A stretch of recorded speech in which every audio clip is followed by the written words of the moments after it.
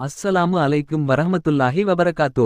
அன்புக்குரிய சகோதர சகோதரிகளே, ஆறுதல் தரும் அருள் வசனங்கள் என்கின்ற இந்த சிறப்பு தொடரின் மூலம் மீண்டும் உங்களை சந்திப்பதில் நான் மிகுந்த மகிழ்ச்சி அடைகிறேன்.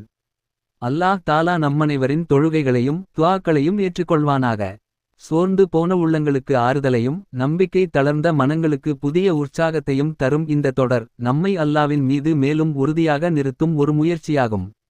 இன்றைக்கு நாம் சிந்திக்க இருக்கக்கூடிய அருள் வசனம் சூரா மரியம் என்ற மகத்தான அத்தியாயத்தின் 7வது வசனம். அந்த வசனத்தில் அல்லாஹ் தாலா ஜக்கரியா நபியவர்களை நோக்கி, ஜக்கரியா நபியவர்களே, நிச்சயமாக நாம் உங்களுக்கு ஒரு நன்மாராயத்தை அறிவிக்கிறோம், யஹ்யா என்ற பெயருடைய ஒரு பிள்ளையை உங்களுக்கு வழங்கப் போகிறோம் என்று அல்லாஹ் அறிவிக்கிறான்.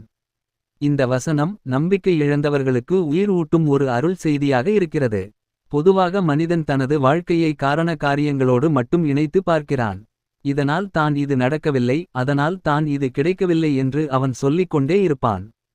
ஆனால் ஜக்கரியா நபியின் வாழ்க்கையை நாம் கவனித்தால் காரண காரியங்களை தாண்டி அல்லாவின் குற்றத்தை முழுமையாக நம்பிய ஒரு உயர்ந்த ஈமானை பார்க்கிறோம். ஜக்கரியா நபி வயோதிகம் அடைந்திருந்தார்கள். உடல் முழுவதும் பலவீனம், முடிகள் நரைத்து வெண்மையாக மாறியிருந்தன. அவருடைய மனைவியைப் பற்றி உலகம் மலடி என்று பேசிக் கொண்டிருந்தது. உலக பார்வையில் எல்லா கதவுகளும் மூடப்பட்ட நிலையில் இருந்தது. ஆனால் ஜக்கரியா நபி நம்பிக்கை இழக்கவில்லை. இறைவா, உன்னால் எல்லாம் முடியும், வாரிசை தரக்கூடியவன் நீ ஒருவனே என்ற உறுதியான நம்பிக்கையோடு தொடர்ந்து துஆ செய்து கொண்டே இருந்தார்கள்.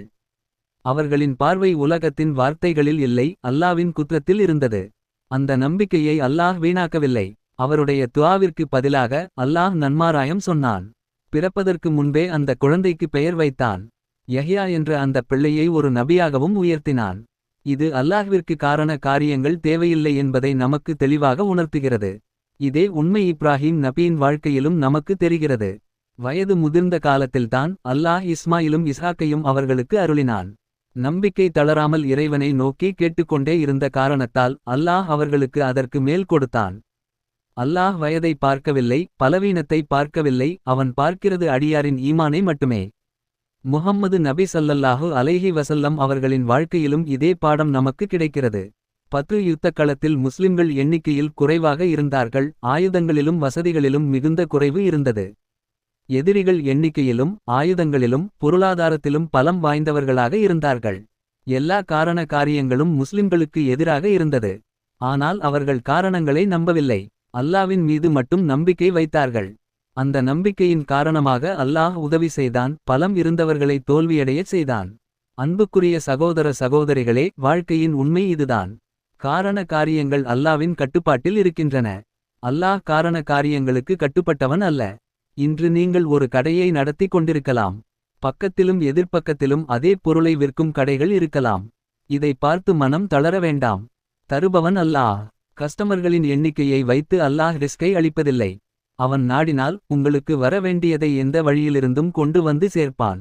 எனவே நம்பிக்கையோடு இருங்கள், துஆவை விடாதீர்கள், அல்லாவின் மீது முழுமையாக சார்ந்து கொள்ளுங்கள். இந்த இடத்தில் நாம் அனைவரும் மனமார அல்லாஹ்வை நோக்கி இந்த துஆவை ربنا هب لنا من أزواجنا وذرياتنا قرة أعين واجعلنا للمتقين إماما. ربنا هب لنا من أزواجنا وذرياتنا قرة أعين واجعلنا للمتقين إماما. பொருள், எங்கள் இறைவனே, எங்கள் துணைகளிலும் எங்கள் சந்ததிகளிலும் எங்களுக்கு கண்களின் குளிர்ச்சியாக இருப்பவர்களை அருள்வாயாக.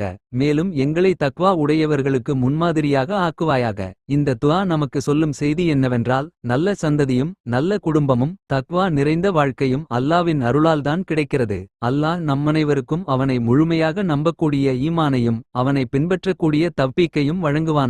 இந்த உரை உங்களுக்கு மனதிற்கு ஆறுதலாக இருந்தால் மறக்காமல் சப்ஸ்கிரைப் செய்யுங்கள், லைக் செய்யுங்கள், ஷேர் செய்யுங்கள். இந்த செய்தி இன்னும் பல உள்ளங்களுக்கு சென்றடைய உங்கள் ஆதரவு மிக முக்கியம்.